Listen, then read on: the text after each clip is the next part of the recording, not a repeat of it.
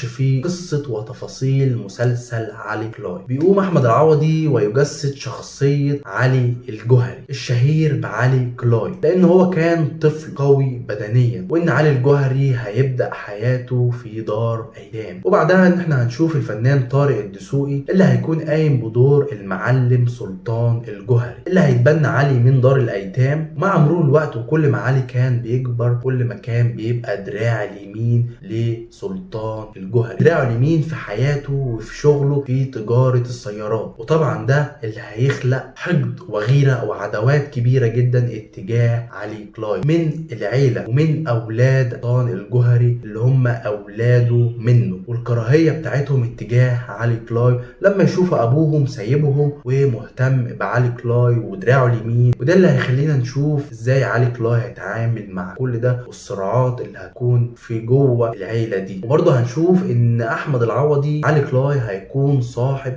دار ايتام. هل دار الايتام دي هي دار الايتام اللي هو عاش فيها قبل ما يتبناه سلطان الجوهري؟ ده اللي هنشوفه في احداث المسلسل. ده جزء من خطر وصراع داخلي هنشوفه جوه العيلة، لكن في خطر وصراع تاني هنشوفه لما يقرر علي كلاي يشق طريقه في عالم الملاكمة والمعارك اللي هياخدها جوه الحلبة. طبعا مسلسل علي كلاي بيتكون من 30 حلقة، عمل كامل، فمن الواضح عمل ومسلسل مليان بالاحداث والصراعات والعداوات الخارجية والداخلية. كل ده هيدور في اطار درامي اجتماعي اكشن واثارة وتشويق، هيفضل مكمل معاك لحد الحلقة الاخيرة. برضه بنشوف ان الفنانة درة اللي هتكون قايمة بدور شخصية اسمها ميادة، اللي من الواضح من خلال البرومو ده انها شخصية متعالية فيها غرور وماسكها حتة الانا. كمية انا سمعناها في ال 30 ثانية دول مش طبيعية. لولايا ما كنتش هتبقى علي كلاي، انا اللي رسمتك يا علي، انا ميادة الديناري يا حبيبي.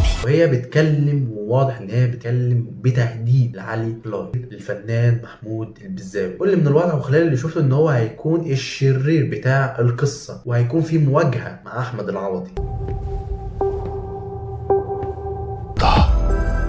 ظهر لكم عفريت وجن ازرق هيفضل ملازمكم ليل ونهار.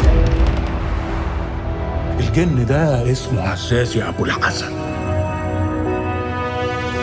بصراحة أنا متحمس للشخصية دي ومستني أشوفها. بحب يا أخي محمود البزاوي في أدوار الشر. يارا الفنانة يارا السكري اللي من الواضح ومن خلال اللي شفته إن هي هتكون حبيبة علي كلاي، إن هي الشخصية اللي بتحبه بجد وبتدعمه وبتسنده. ما تفضل ناجح وبتكسب على طول.